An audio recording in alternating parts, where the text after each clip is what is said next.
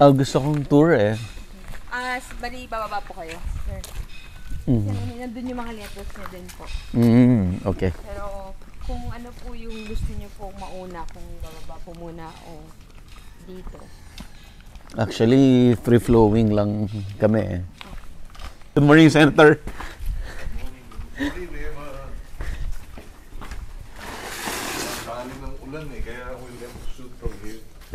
Senator, morning po. Welcome to the farm. How Yes, are you? sir. Hello. Yung team ko po. Yes, you are? Sophia. Sophia. Okay na po. Kami na po. Kami na po. What do you suggest we do? Senator, free-flowing lang po kami. Mas maganda kong farm tour. Okay. At the same time, while nagpa-farm tour, discussing yung advocacy ninyo. Basically, ganun lang po. Yeah. Saan kayo galing pa niyan? Quezon City po. Okay. You want coffee or we... Ako hindi na po ako. Okay na? Okay na? Opo. Sige. You wanna tour first or stop first? Muna. Tour na tayo, Senator. Tour na? Okay. Oo. Yung format ko kasi, free-flowing lang. Okay. Pag uulitin kasi, mas maganda yung laging una. Okay. Alright. So we can... so this is the farmhouse. Apo. It's just a 2-bedroom, 1 loft setup. Medyo under repair lang kasi tinamaan ng bagyo eh. So so this is Alfonso Cavite. That's actually Nasugbu, Batangas already. Boundary pala, Senator. Yeah. Divided by, the boundary is dividing Cavite and Batangas. May Buhay River, yeah. Yeah. So, hindi na mo kailangan introduce si Senator KIKO Pangilinan. Yeah. Pero Senator, matagal na tong farm mo, di ba? We started, our first harvest was June of 2012. So, yeah, 12 years na.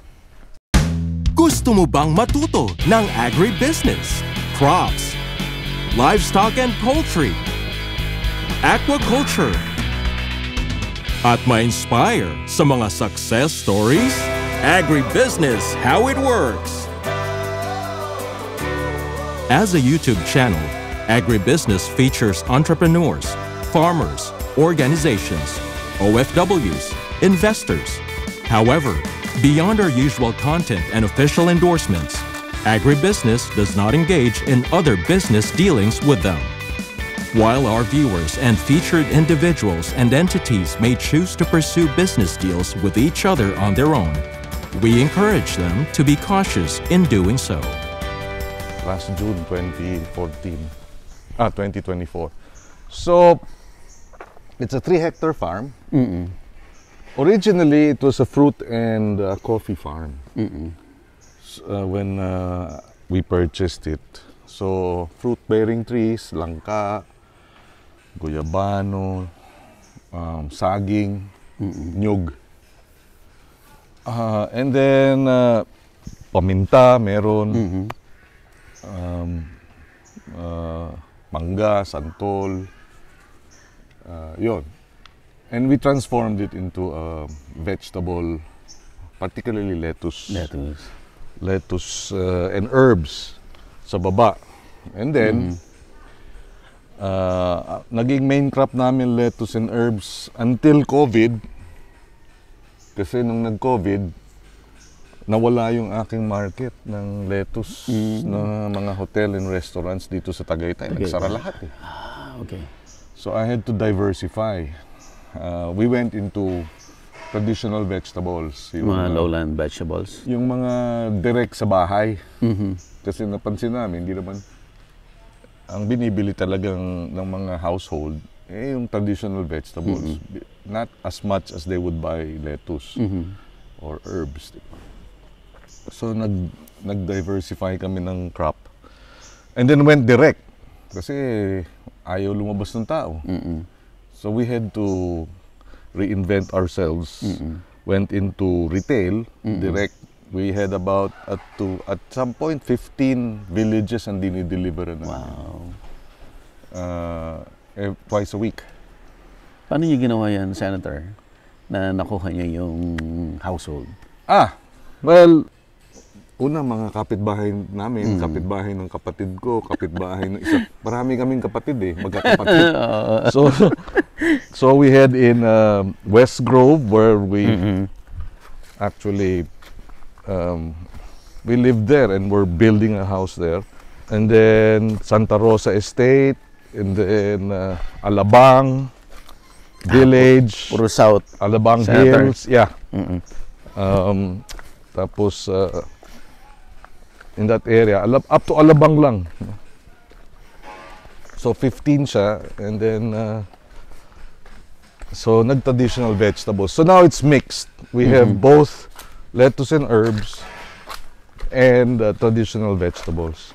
And then we created a number of new markets na wholesale. Like, ano po yan, Senator? Well, I don't know if we can disclose it, pero Okay. Sige. no, pero Institutional buyers. yes. Yung isa is we started delivering 2 weeks ago lang o 3 weeks ago lang sa Healthy Options.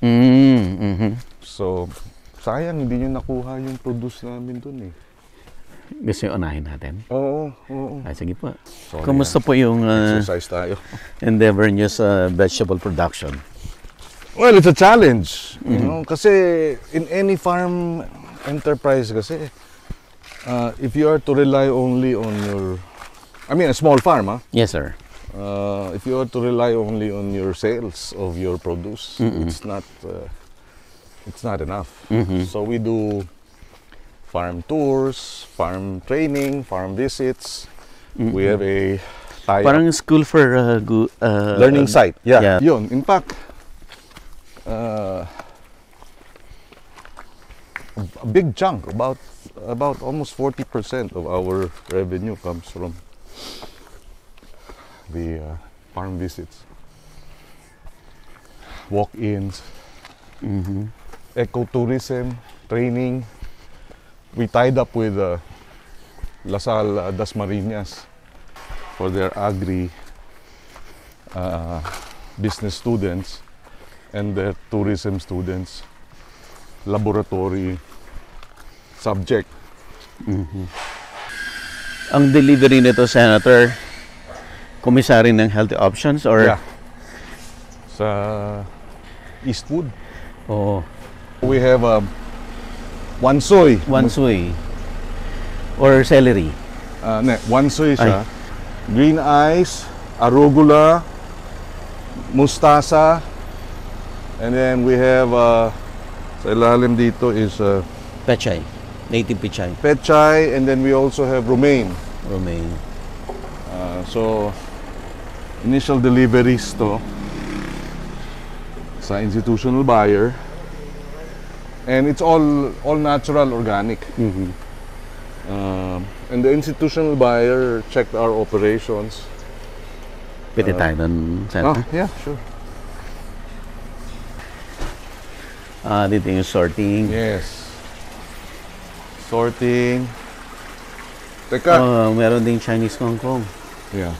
Kasi nga, we are going to end up doing packaging at the source. So that you preserve the freshness. But when we start doing that, mag-iiba yung procedures namin. Meron na, nag-training na sila We went to their facility and the institutional trained our team sa... This is Ape, our farm manager. Hello, sir. Buddy pa. So ano yung upland kangkong pa? Yes, sir. Yun na lang po ang hinihintay. Okay. Yun. Admittedly, it's a new operation, so we're dati kasi ang aming institution, well hindi, hanggang ngayon, meron pa isa sa Arisuki, which is a bigger group. Ang requirement nila is 50 tons a week. So they really are buying from many sources. On our end, what we're doing in that regard is we're organizing the community. Ang sari-suki kasi does not require organic. So, in that regard, pwede naming i-tie up sa Resource. mga ibang farmers in the area. We're organizing them and we will sell directly sa sari-suki. Magko-contract growing yung aming cluster group. In fact, yesterday was the third week of our farm field school, of which the farm is the host. For 16 weeks. Once a week yung training po? From all parts of Alfonso, about 50 farmers on organic vegetables and herbs. No, organic traditional vegetables. No? So that will be talong, kamatis, Okra, sitaw, kalabasa. Some leafy vegetables. Leafy. Some lettuce, di ba? Para lang madagdagan. Of course, our end in view also, our objective is to get economies of scale. Yeah. Para marami kami. And then, ipupool namin yung aming, diba, yung aming planting and harvest schedule so that we can deliver in bulk and get, diba, a better price for our produce kasi direkta na doon sa 50 tons a week requirement. Yun. Yeah. In the meantime, we're also working on being accredited as a learning site ng ATI, Agriculture Training Institute, so that we can provide additional training for farmers in the area. It's a tedious process, but yeah, we're ngayon. Senator, na-discuss mo na rin lang yung your growing crops. Before I forget, kailangan papalitan na natin yung... Ha? Oo, paayusin natin, ha? Kasi pa-costing na natin. Oh. Yes, sir, sorry. Yan, Senator, na-discuss na rin natin yung you're producing crops, vegetables, no, for institutional buyers. And gusto kong i-discuss, Senator, yung kung saan ka kilala. Okay. Yung Sagip Saka law. Sure. Yeah. Oh. And sabi nga ng iba, it's the Pangilinan law. Yung tawag nila. And bigyan mo nga kami, Senator, ng background.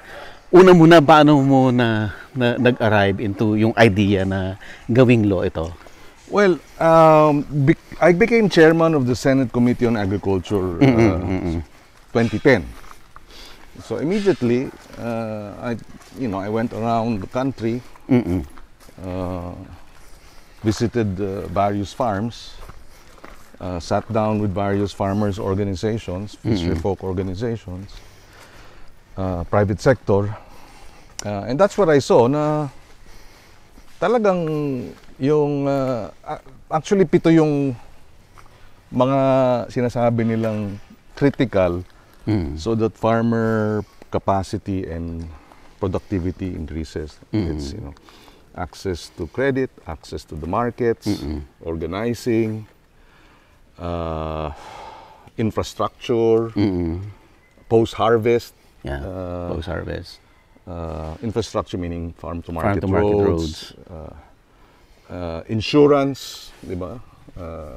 Crop insurance and one more. So doon ko nakita na, and then when I started visiting farms, naghanap ako ng best practices. Okay. And I came across the Jollibee Foundation. Okay. And in 2008 kasi, 2 years before I became Agri Committee Chair, they already tied up with farmers in onion growers in Nueva Ecija. Na yung Kalasag, which is a farmers organization in San Jose City, Nueva Ecija. Nag-partnership yung Jollibee together with the LGUs and the LGU, and bumili ang Jollibee direkta sa kanila ng onions for their burgers.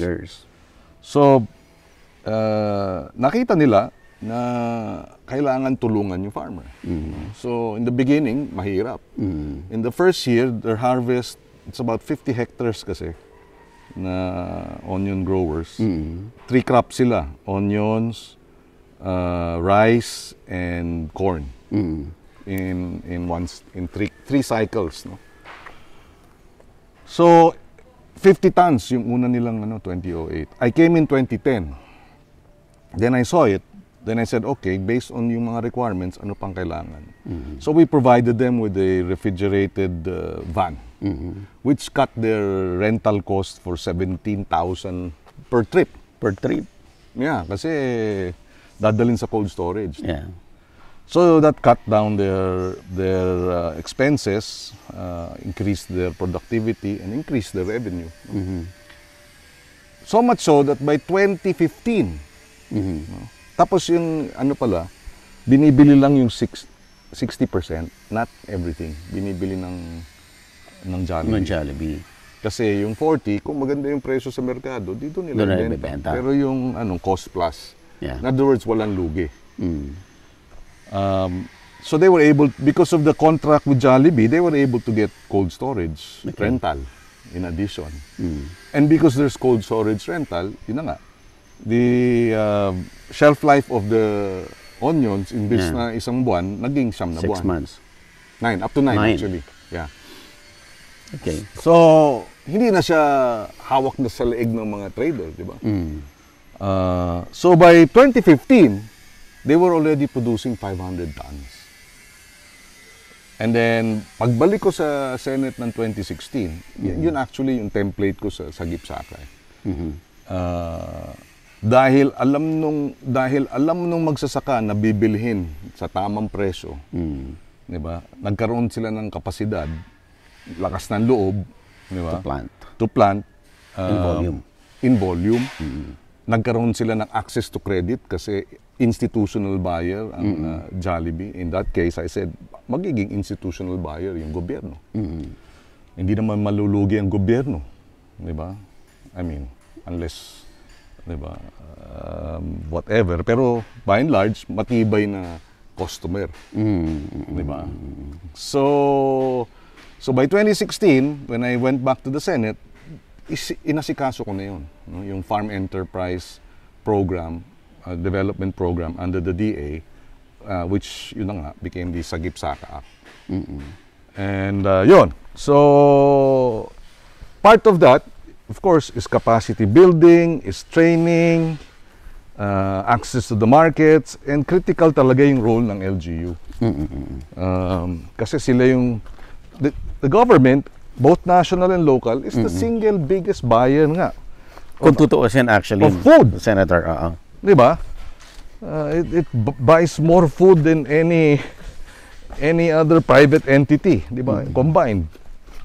So, that was my starting point. Tapos, wala nang public bidding. Yeah, yun po yung Yes. Ito yung bago. Yes.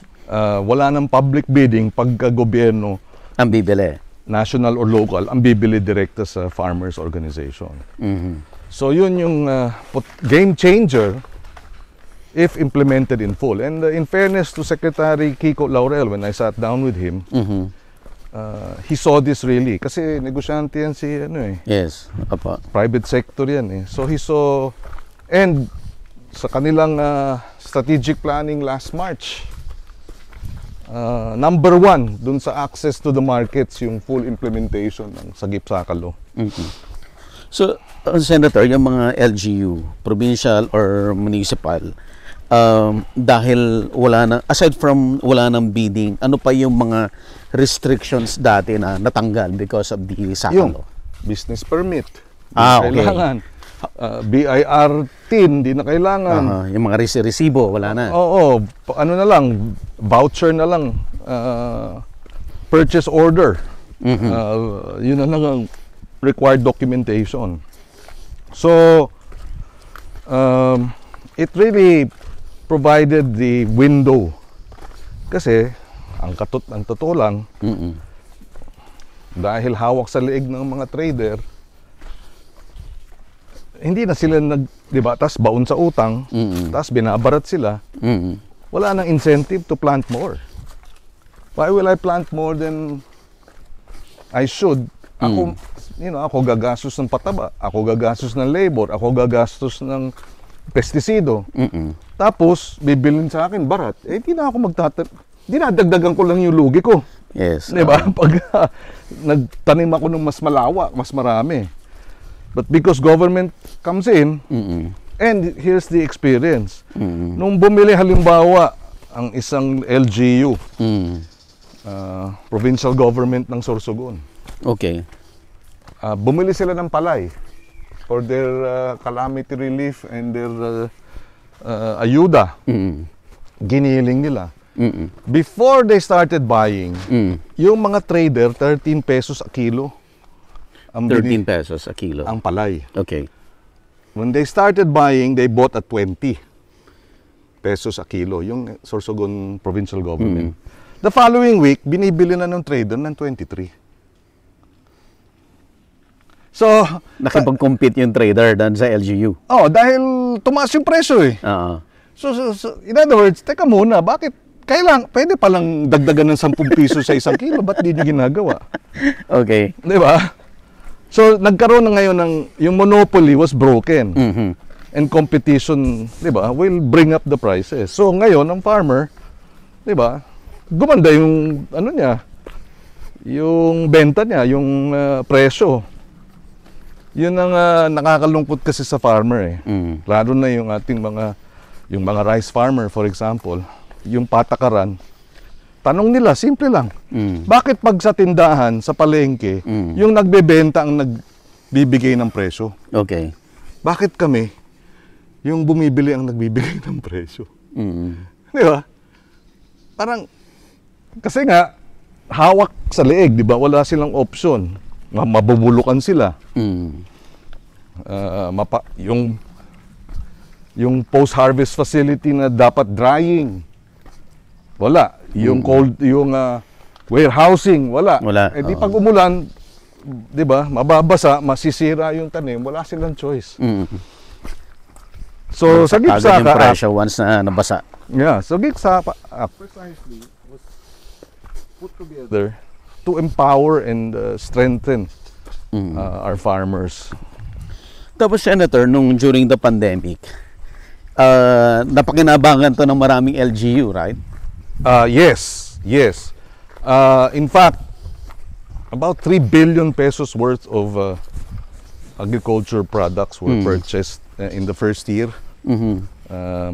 Combination kasi yan ng emergency purchase, okay, and the Sagip Saka law.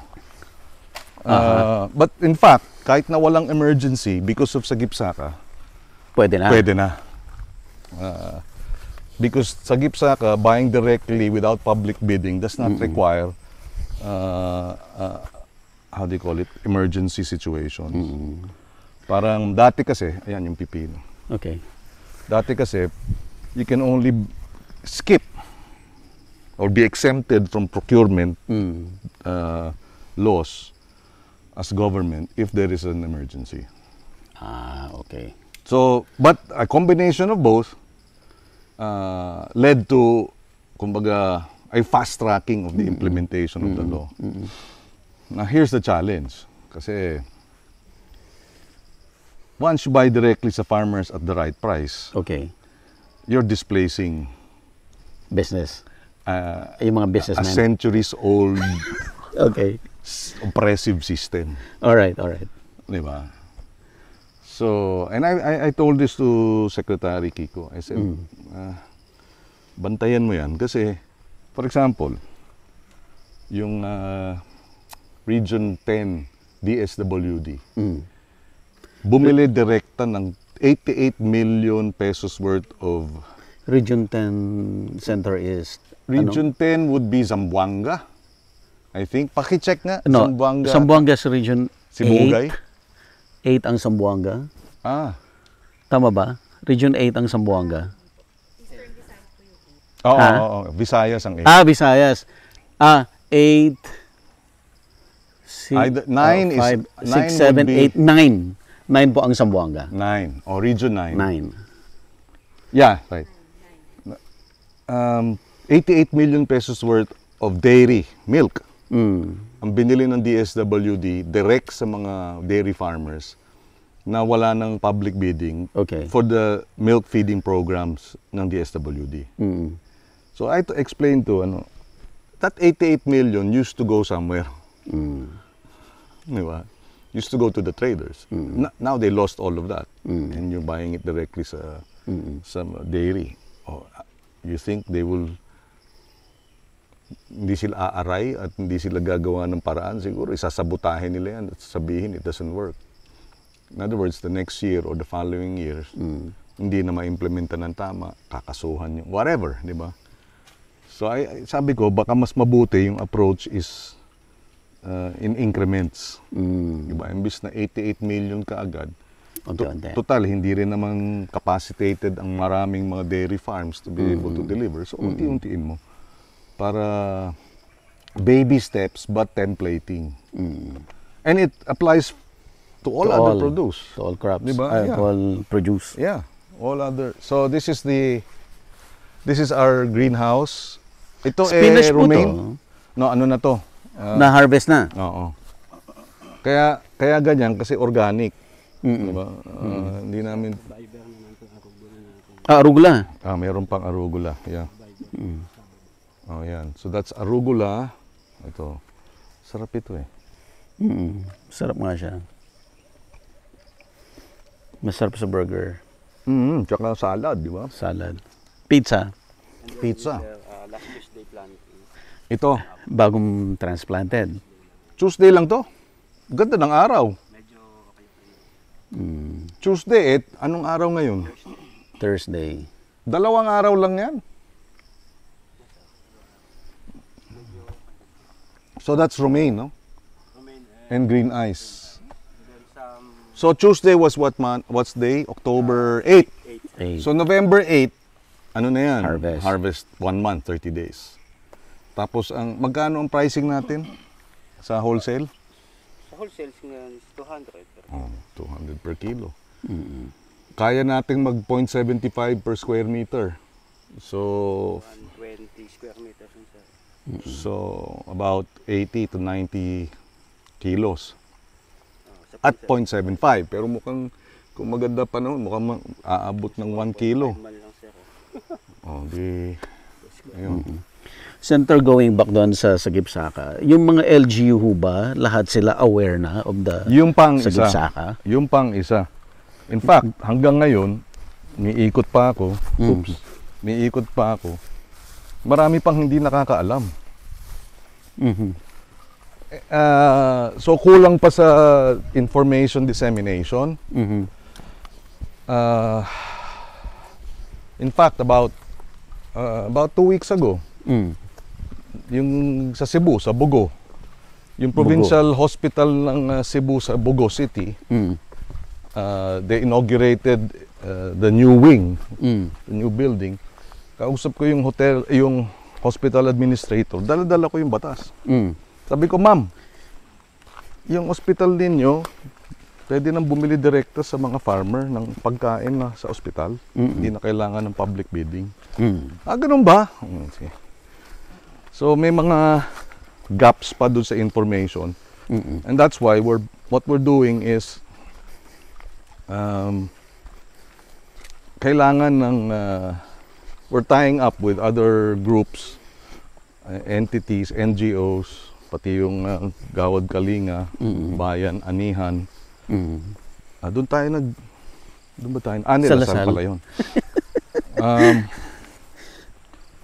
Para ma-disseminate. The CDA, yung cooperative. Yeah, gusto nila yung batas na yan. Kasi nga, front and center yung mga yung mga co-ops. So, kulang pa. But I hope with the DA gearing, stepping up, kasi nga, sa kanilang strategy meeting only 6 months ago, full implementation ng Sagip Saka. So, some LGUs are doing it, some aren't.